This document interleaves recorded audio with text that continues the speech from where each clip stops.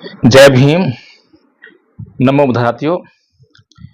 साथियों, आज मैंने साइंस जर्नी पर एक वीडियो देखा जो कि इस विषय पर था कि क्या भगवान बुद्ध के समय में ब्राह्मण थे या नहीं थे। तो साइंस जर्नी का जो पूरा फोकस है वो इस बात पर था कि बुद्ध के समय में ब्राह्मण नहीं थे। फिर जिस ब्राह्मण से साइंस जर्नी की बात हो रही थी तो उस ब्राह्मण ने काफ़ी तर्क प्रस्तुत किए। धम्मपद का भी तर्क प्रस्तुत किया, त्रिपिटक का तर्क प्रस्तुत किया। त्रिपिटक में अंगुत्तर निकाय का तर्क निकाल कर दिया कि उसमें जो है भगवान बुद्ध ने खुद 4 वर्णों का जिक्र किया है। लेकिन यहाँ पर जो है मैं केवल एक ही बात पर बात करना चाहता हूँ कि जिन लोगों को हम ब्राह्मण कहकर प्रस्तुत कर रहे हैं,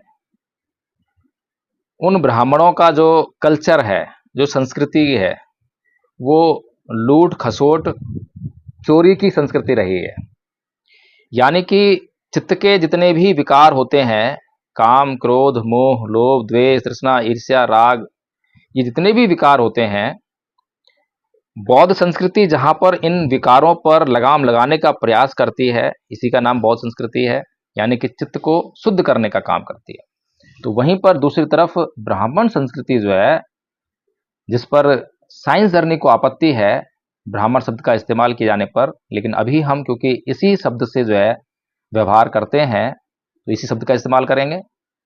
तो ब्राह्मण संस्कृति जो है, ये जो चित्त के विकार हैं, इनका संवर्धन, इनको बढ़ाने की संस्कृति है। इन्हें कम नहीं करती है बल्कि बढ़ाती है।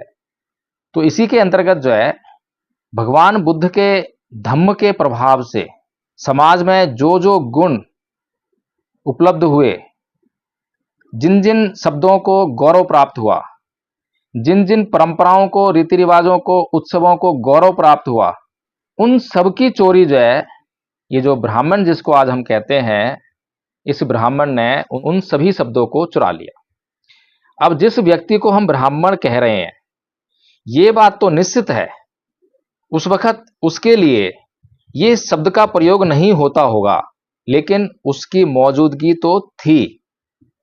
ये सवाल जो है साइंस जर्नी ने अपने वीडियो में नहीं उठाया है कि उस समय किसी ऐसे व्यक्ति की उपस्थिति, यानी किसी ऐसे समुदाय की उपस्थिति थी या नहीं थी। इस पर साइलेंट है पूरा वीडियो। केवल एक ही बात पर सारा वीडियो घूमता रहा कि ब्राह्मण जो शब्द इस्तेमाल किया जाता है, वो ब्राह्मण शब्द कहाँ कहाँ मिलता है, कहाँ कहाँ नहीं मिलता है। और धम्मपद का जो ब्राह्मण वग्गो है, ब्राह्मण वर्ग, तो उसमें भी जो है एक जो अनुवादक हैं जिन्होंने पुस्तक छापी, उनका हवाला देकर कहा कि वो काफ़ी ऑथेंटिक हैं और उन्होंने स्पष्ट रूप से वहाँ पर लिखा है, बोला है कि ब्राह्मण शब्द का इस्तेमाल बौद्ध भिक्षु के लिए किया गया है। मैं अधिक तर्क नहीं करना चाहूँगा क्योंकि मैं इतिहास का छात्र नहीं हूँ, मैं धम्म का छात्र हूँ। मैं उपयोगिता की बात करता हूँ। हालांकि इतिहास की जानकारी से हमें इनकार नहीं करना चाहिए। जितना भी हमारे लिए आवश्यक हो उतनी जानकारी हमें जरूर ग्रहण करनी चाहिए।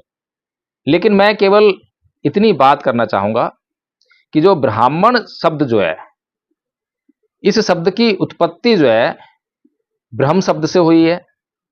और जो ब्रह्म शब्द है वो उन लोगों ने इस्तेमाल नहीं किया होगा, उनके लिए कोई और शब्द इस्तेमाल होता होगा। लेकिन क्योंकि चुराने की पुरानी आदत है, जैसे कि भगवान शब्द को ही उन्होंने चुरा लिया। तो भगवान शब्द जो है, ये जो हिंदू लोग जो अपने आप को कहते हैं आज, जो कि हिंदू धर्म जैसा कोई धर्म नहीं है, इस पे हम चर्चा नहीं करेंगे। केवल इतने चर्चा करेंगे कि जो हिंदू लोग जिस शब्द का बहुत इस्तेमाल करते हैं, भगवान शब्द का, और उन्होंने इतने बड़े लेवल पे इस शब्द का इस्तेमाल किया कि अंबेडकर वादियों ने और आधुनिक बौद्धों ने इस भगवान शब्द से इनकार ही करना शुरू कर दिया कि ये बौद्ध संस्कृति का शब्द नहीं है, बल्कि बौद्ध संस्कृति के विपरीत शब्द है। ये ऐसा इसलिए हुआ क्योंकि हमने साहित्य नहीं पढ़ा, धम्म नहीं पढ़ा, धम्म को सीखा नहीं, धम्म की व्यवहारिकता चेक नहीं करी। तो भगवान शब्द का जो अर्थ होता है, भग्ग रागो भग्ग दोषो भग्ग मोहो इतिपिसो भगवा, यानी कि जिसने राग का, द्वेष का, मोह का भगन कर दिया, इतनी बड़ी क्वालिटी जो है अपने भीतर पैदा कर ली, उसे भगवान कहा गया।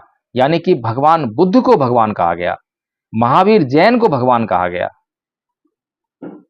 तो जब उनकी क्वालिटी के कारण भगवान बुद्ध के भीतर जब ये गुण पैदा हो गए, और यही गुणों का जो है जब आदान प्रदान भिक्खु संघ में होने लगा, भिक्खु संघ का प्रभाव जो है समाज में फैलने लगा, भिक्खु संघ को जो है समाज में बहुत सम्मान मिलने लगा, तो उसी सम्मान को, दान को हासिल करने के लिए, जिसको आज हम ब्राह्मण कहते हैं, उन लोगों ने इस शब्द को चुरा लिया और अपने देवी देवताओं के लिए, अपने ईश्वर के लिए इस शब्द को प्रयुक्त करना शुरू कर दिया। इसीलिए जो ये ब्राह्मणों के जो पुराने धर्म ग्रंथ हैं, उनमें आपको जो है ये भगवान शब्द नहीं मिलेगा। इवन रामायण जो लिखी गई है, उसमें भी, जो वाल्मीकि रामायण मैंने पढ़ी है, उसमें आपको भगवान शब्द नहीं मिलेगा। तो इसीलिए ये बात तय है कि हमारे शब्दों को उन्होंने अपनी श्रेष्ठता में इस्तेमाल करना शुरू कर दिया। उन शब्दों को श्रेष्ठता तो प्रदान की भगवान बुद्ध ने, भगवान बुद्ध के भिक्खु संघ ने। जैसे आर्य शब्द, आर्य शब्द जो है वो श्रेष्ठता के लिए प्रयुक्त किया जाता है। तो इसी प्रकार से बहुत सारे शब्दों का जो है, जो बौद्ध समाज इस्तेमाल करता था, उनको जो है इस ब्राह्मण वर्ग ने, जिसको आज हम ब्राह्मण कहते हैं, उसने इस्तेमाल करना शुरू कर दिया। अब ये जो ब्राह्मण शब्द जो है कहां से उत्पन्न हुआ है? ब्रह्म शब्द से, जहां तक मैं समझ पाता हूं। अधिक जानकारी नहीं, क्योंकि मैं भाषा विज्ञानी नहीं हूं, और मैं ये दावा नहीं करता हूं कि जो मैं कह रहा हूं वो बिल्कुल सही होगा।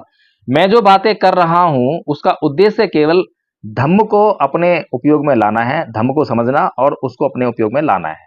केवल हमें इस बात से बचाव करना है कि क्या धम्म नहीं है, यानी कि जो बाबा साहेब ने बुद्ध और उनका धम्म में 3 शब्दों का इस्तेमाल किया एक चैप्टर में, और कहा कि अधम्म, धम्म और सुधम्म। तो हमें केवल अधम्म से बचना है और धम्म को और सधम्म को धारण करना है, उसको इस्तेमाल करना है। तो जो ब्राह्मण शब्द का जो इस्तेमाल हुआ, जहां तक मैं समझ पा रहा हूं, इसमें शब्द का इस्तेमाल हो रहा है ब्रह्म। और भगवान बुद्ध जो है, जब किसी भी व्यक्ति को अरहत होना देख लेते हैं, या उसको जब हम अरहत कहते हैं कि हाँ ये व्यक्ति अरहत हो गया है, तो 4 लक्षण उसके शरीर पर जो है दिखाई देने लगते हैं। तो जो 4 लक्षण हैं उनको कहा गया ब्रह्म विहार। क्या है 4 लक्षण? मुदिता, करुणा, मैत्री और उपेक्षा। ये जो 4 साइन, चिन्ह जिस व्यक्ति के शरीर पर आपको दिखाई देने लग जाएं, उन्हें आप कह सकते हैं कि इस व्यक्ति को अरहत्व प्राप्त हो गया है। यानी कि इसका अपनी इंद्रियों पर पूरी तरह से नियंत्रण स्थापित हो गया है, यानी कि इसका चित्त जो है शुद्ध हो गया है।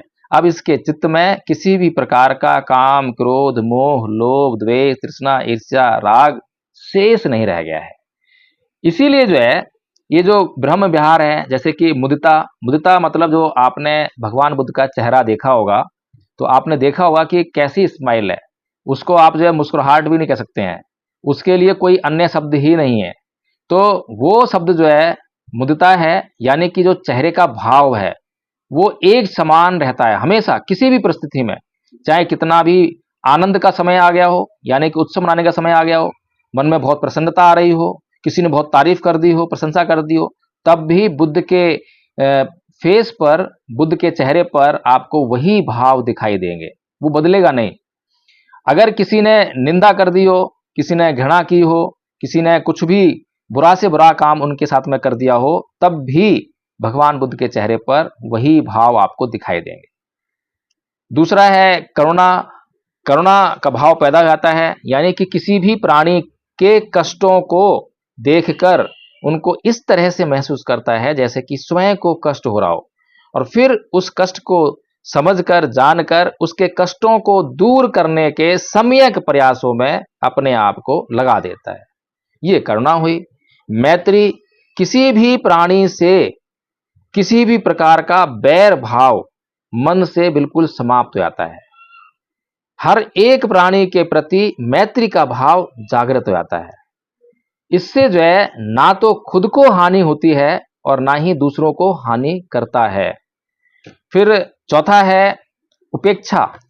वह हर एक स्थिति में निरपेक्ष भाव रखता है।